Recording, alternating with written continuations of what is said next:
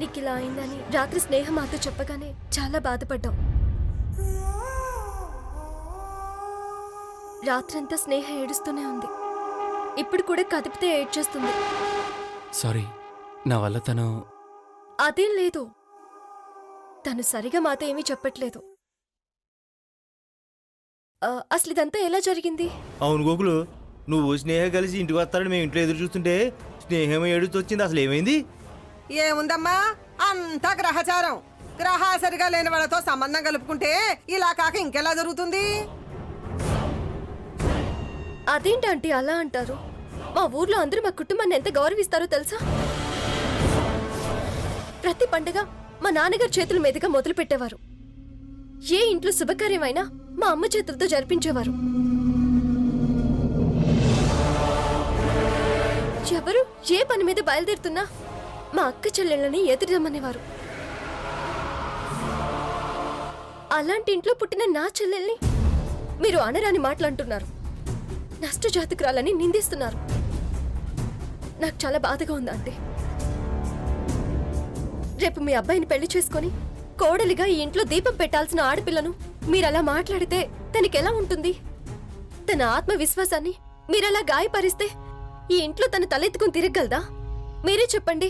అంటే నా కొడుక్కి దెబ్బలు తగిలిన బాధలో ఏదో కడుపు మంటతో అన్నానమ్మాయి. నోటికి ఎంత వస్తే అంత వాగడం మంచిది కాదండి. మీరు ఆడవాళ్ళే. రేపు స్నేహం ఇంటికి వస్తే అత్తైనా అమ్మైనా మీరే జాగ్రత్త చూసుకోవాలి. ఇదిగో బావనాయుడు, నేనే నోటుకొచ్చినట్టు మాట్లాడలేదు. కన్న కొడుక్కి అన్ని దెబ్బలు తగిలినప్పుడు ఏ కన్న తల్లైనా ఇలాగే మాట్లాడుతుంది. మీ తల్లి కొడుకుల ప్రేమను మేము కాదండలేదా అంటే, కానీ మీ అబ్బాయికి జరిగిన ప్రమాదానికి నా చెల్లెలు ఎలా కారణమవుతుంది? అసలు విషయం తెలుసా మీకు? గోకులకి జరిగింది కార్ యాక్సిడెంట్ కాదు. గోకులు ఎదుగుదల గిట్టని వాళ్ళెవరో మనుషులు పెట్టి కొట్టించారు. ఆ విషయం తెలుసా మీకు?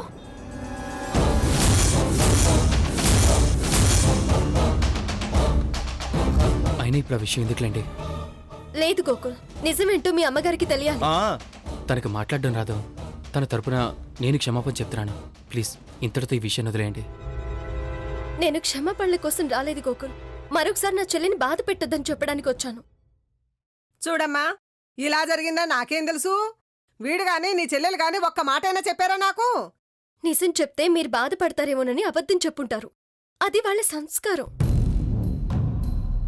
దాన్ని అర్థం చేసుకోకుండా మీరు ఏవేవో మాట్లాడారు.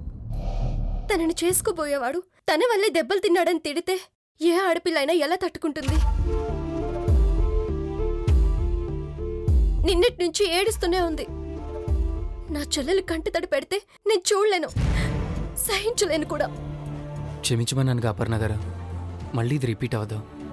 అవ్వకూడదు గోకుల్, అవ్వకుండా చూడాల్సిన బాధ్యత నీది. అమ్మా, అలాంటి వాళ్ళది నిజమైన ప్రేమ కాదు, అది వ్యామోహం. ఎగ్జాక్ట్లీ చిన్నత్త, నిజంగా ప్రేమించుకున్న వాళ్ళు అలా చేయరు.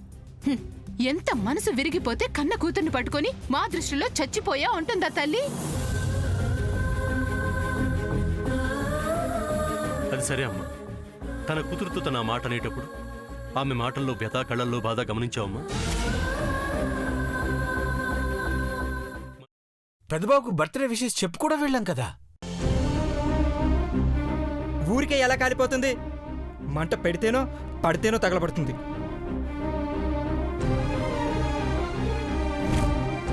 కరెక్ట్ చిన్నబాబు, నీకొచ్చినట్టే నాకు డౌట్ వచ్చింది. పార్వతే షర్టును తగలబెట్టిందనుకుంటా.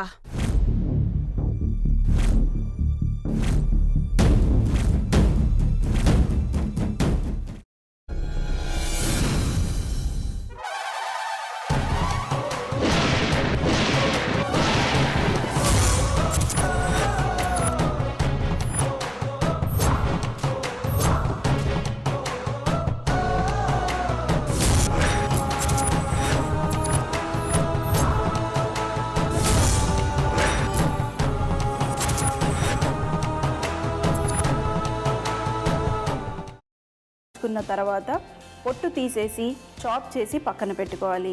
ఒక ప్యాన్లో కొద్దిగా నూనె వేడి చేసి అందులో ఆవాలు, మినప్పప్పు, శనగపప్పు, కరివేపాకు, సన్నగా తరిగి పెట్టుకున్న ఉల్లిపాయలు వేసుకుని 1 నిమిషం పాటు వేయించుకోవాలి. ఆ తర్వాత కాల్చి కట్ చేసి పెట్టుకున్న వంకాయని కూడా అందులో వేసుకుని బాగా మిక్స్ చేసి బౌల్లోకి ట్రాన్స్ఫర్ చేసుకుని అందులో తగినంత చిక్కటి పెరుగు లేదా పల్చటి పెరుగు వేసుకుని మిక్స్ చేసి అన్నంతో కానివ్వండి, చపాతీతో కానివ్వండి సర్వ్ చేసినా చాలా బాగుంటుంది.